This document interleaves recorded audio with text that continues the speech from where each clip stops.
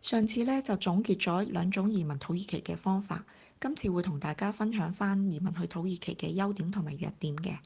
匯豐喺舊年發布咗2019年全球移居報告，咁喺全球163個國家同埋地區呢，就通過問卷嘅形式進行調查，一共收集咗超過18000名外籍員工嘅數據，而最後作出呢一個排名嘅。咁調查指標呢就有3個，分別呢係置業發展機會啦、生活同埋教育系統嘅質量，而裏邊亦都包含咗政治、經濟、物價、醫療等各方面嘅評估嘅。喺報告裏邊呢，我哋睇到土耳其排名第7位。咁比2018年呢係升咗17位，比德國仲要高添。睇返香港呢就排名第15位，以揾錢同埋就業機會嚟講呢，香港的確係稍勝一籌，但係講生活環境呢，就唔及土耳其啦。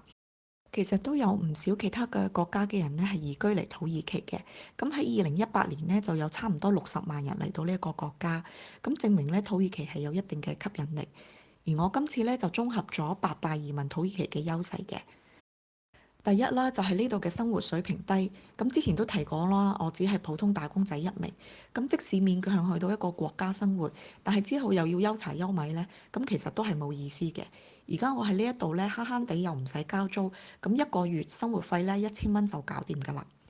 咁第二啦，就係呢度嘅居住環境都係唔錯嘅。土耳其嘅地理位置優越啦，連接亞洲同埋歐洲兩邊，咁呢有山有海，唔同嘅城市呢亦都有唔同嘅氣候，交通亦都四通八達。咁政府喺每個城市呢都係起咗唔少公園同埋休憩設施。第三啦，就係呢度嘅人民都好友善嘅，咁土耳其人呢都比較熱情好客，咁我作為一個外國人喺度生活呢，都冇乜俾人歧視過。如果有需要嘅話呢，佢哋多數都會樂意幫忙添。而第四啦，就係教育醫療福利，咁土耳其由幼稚園去到大學呢，都係免費嘅，而公立醫院嘅醫藥費亦都全免，私立醫院呢，政府就會承擔75%。呢度嘅醫療設施都算唔錯㗎，係全球10大醫療旅遊國家之一。而第五啦，就係佢嘅性價比高。咁上次提過，土耳其嘅投資移民金額呢都係低同埋週期短，咁冇學歷同埋語言要求，亦都冇移民監，咁申請程序亦都簡單，好快就攞到護照。比起其他國家嘅移民門檻呢，佢嘅性價比係相當高嘅。第六呢，就係土耳其係承認雙重國籍嘅，雖然佢嘅免簽國呢就唔算多，咁只有117個國家，咁但係當中呢就包含咗部分拉丁美洲同埋中亞嘅國家，而呢啲都係特區護照需要簽證嘅，所以我覺得土耳其嘅護照呢係做到一個補足嘅角色，咁多一本護照傍身呢都冇壞嘅。而第七呢，就係佢係一個潛力發展國，咁佢除咗係 G20國北約成員國之外呢，佢亦都係一個歐盟嘅候選國嘅。咁有啲人呢會誤以為土耳其係歐盟成員國，咁其實佢仲未係嘅，但係呢，佢就一直排緊隊入歐盟。雖然唔知道幾時，咁但係土耳其一旦入咗歐盟呢，咁其實佢就會更加變得有優勢嘅。而最後呢，就係佢可以作為移民去英國同埋美國嘅一個跳板。咁根據土耳其同埋歐洲經濟共同體簽訂嘅安卡拉協議呢，同埋英國喺2018年7月6號修訂咗移民法。咁土耳其國籍嘅人呢，都可以去到英國工作或者做生意嘅。喺英國住滿5年呢，就可以申請永居，而1年之後呢，就可以申請入籍。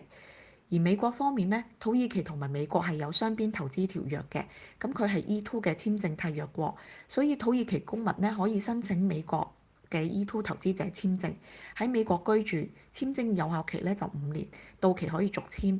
呢個簽證嘅待遇呢就同綠卡差唔多嘅。E2 簽證嘅投資金額呢，只係需要20萬美金，冇排期同埋配額限制，亦都無需抽籤。咁 E2 簽證嘅持有人呢，係可以自由出入，無需坐移民監嘅。投資者獲得 E2 簽證一般呢，都係需要2個到4個月嘅時間，而且申請成功率呢係超過90%添㗎。弱點方面呢，個人認為就有3方面嘅。第一就係語言，咁土耳其呢都唔係太多人識講英文，咁即使係啲專業人士，例如醫生啊、律師，其實佢哋都唔一定識英文嘅，所以喺度生活呢，最好都係學返一啲基本嘅土耳其文，可以作日常嘅溝通。而第二啦，就係飲食方面，土耳其飲食嘅文化都比較單一，雖然唔同嘅城市呢都有佢嘅特色美食，但我覺得口味都係差唔多嘅。咁佢哋嘅飲食都偏向重口味啦。甜啦同埋油膩嘅，所以對我嚟講呢，間唔中食下都 OK，但係呢，日日食呢就會有啲厭。而且呢度超過90%人都係伊斯蘭教徒，所以豬肉呢只係可以好少嘅地方有得買，而亞洲食品嘅種類亦都會比較少。第三啦，就係就業發展機會。雖然佢喺2017年嘅 GDP 增長率咧係高達7.9%，咁位列 G20嘅第一位啦。咁總排名量亦都係世界第17位。咁但係2018年呢就里拉貶值，而今年呢又受疫情影響，咁所以佢嘅經濟都下跌，而失業率呢亦都高嘅。所以作為外國人喺度揾工呢，都唔係一件容易嘅事。以上就同大家分享咗移居土耳其嘅優點同埋弱點，咁都係嗰句啦，自己衡量下再做決定嘅。咁但係移民政策呢，其實不斷都有變化，所以我覺得如果真係有興趣呢，我都會建議做啲行動，免得錯失咗機會。咁下次呢，就會介紹返土耳其5大移居城市嘅，咁大家記得 like 啦、subscribe 同埋 share 俾你哋嘅朋友，亦都可以隨時留言或者 email 俾我。下集見，拜拜。